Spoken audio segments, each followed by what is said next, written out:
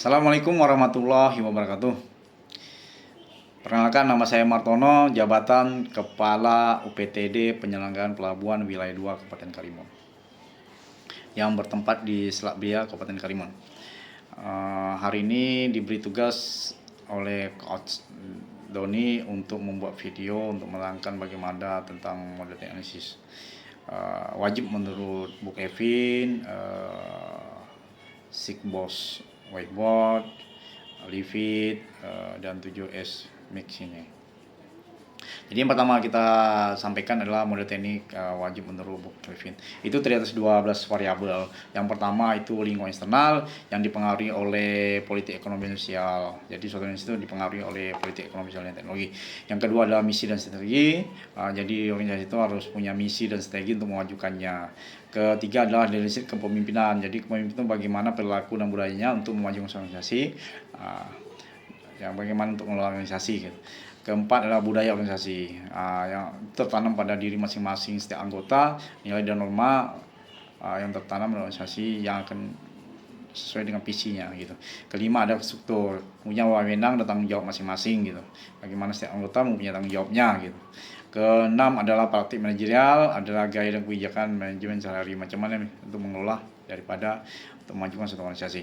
Tujuh, sistem dan prosedur harus mempunyai SOP, sistemnya bagaimana untuk menjalankannya, tapi didukung dengan sistem IT-nya. Tanpa itu ya susah gitu. Iklim kerja itu harmonisasi antara setiap anggota atau pegawai di setiap yang punya wewenang itu harmonis hubungannya. Kalau tak harmonis agak sulit untuk menjalankannya. Ya, jadi berjalan lambat lah. 9, tugas dan kepentingan. Jadi setiap pemimpin anggota atau karyawan atau organisasi yang itu mempunyai tugas dan keterampilannya masing-masing yang sesuai dengan bidangnya. 10, kebutuhan dan nilai individu, ya kan? Jadi bagaimana nilai dan harapan kita terhadap masing-masing anggota kita untuk memajukan suatu organisasi yang kita tugaskan pada mereka. Ke-11 adalah motivasi. Jadi memang kita harus mempunyai motivasi untuk membangun, untuk mencapai visi misi pada organisasinya. Ke-12 adalah kinerja. Kinerja ini yang baik adalah apabila dia mempunyai motivasi yang bagus, motivasi dia tinggi, hubungan yang bagus, ini insya Allah kinerjanya akan meningkat. Ya.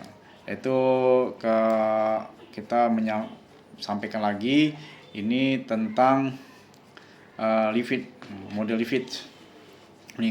Itu di atas pertama itu tugas, kedua orang, ketiga struktur, keempat teknologi. Tugas-tugas itu yang diberikan organisasi itu tadi ada di buku Kevin itu ada tugas-tugas masing-masing wewenangnya. Orang yang individu kompetensi bagaimana, kemampuannya bagaimana gitu. Struktur yang punya tanggung jawab masing-masing, wewenang macam-macam untuk menjalankan suatu organisasi. Sedangkan teknologi adalah pendukungnya, IT, prosedur semuanya untuk menjalankannya. Tanpa itu sulit gitu. Itu menurut daripada Living model gitu. Ya. Terus itu kita tentang lagi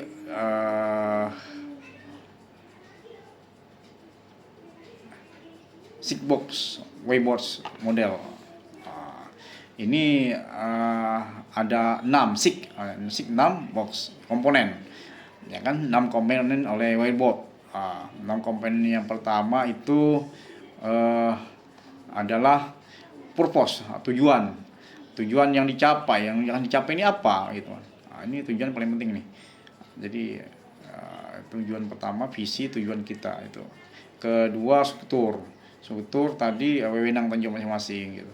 Relation hubungan, hubungan tadi itu harmonisasi kinerja masing. Jadi hampir sama dengan yang tadi itu. Jadi mereka ada hubungan gitu. Ini di suatu pekerjaan harus ada hubungan yang baik gitu. Reward. Jadi hasil kerja itu akan yang kerja yang kinerja yang bagus, yang baru itu diberi penghargaan supaya penyemangat daripada anggota gitu. Leadership kepemimpinan yang baik itu yang menyampaikan dengan bahasa yang bagus, dengan semangat motivasi yang bagus, dan itu yang lupa tadi yang 4 reward tuh, memberi reward pada yang semangat kerja untuk memajukan suatu organisasi. Mekanisme pendukung, yang keenamnya mekanisme pendukung. Ini ya tadi SOP atau teknologi untuk mendukung untuk menjalankan daripada organisasi itu kita masuk lagi 7S McKay.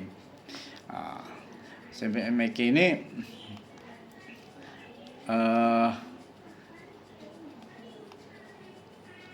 itu terdiri atas dua dia tujuh itu terbagi gitu. Dalam arti gini, di dalam pertama hard element itu pertama atau elemen itu indikasi yang dapat dikendalikan, yaitu strategi, 1, 2 struktur, ketiga sistem. Strateginya bagaimana, struktur itu tanggung jawabnya bagaimana, sistem yang menjalankan bagaimana, itu ya mudah dikendalikan. Jadi memang pemimpin bisa tahu. Sedangkan yang soal elemen ini ya itu seperti budaya, ini agak pemimpin harus memahami nih budaya daripada anggota masing. Itu kan seperti nilai bersama. Yang keempat tuh inti modelnya, kelima tuh style gaya kepemimpinan, keenam staff sumber daya manusianya, 7 skill. Jadi kalau strategi itu kita perancangan struktur bagi menjalankan sistem. Sedangkan nilai bersama ini ya di dalam gaya pemimpin gimana untuk mengelolanya gitu. Ya, sumber daya manusia itu bagaimana dan kemampuan manusia itu apakah dia mumpuni tidak, baru keterampilan penting itu ya kemampuan itu adalah gitu.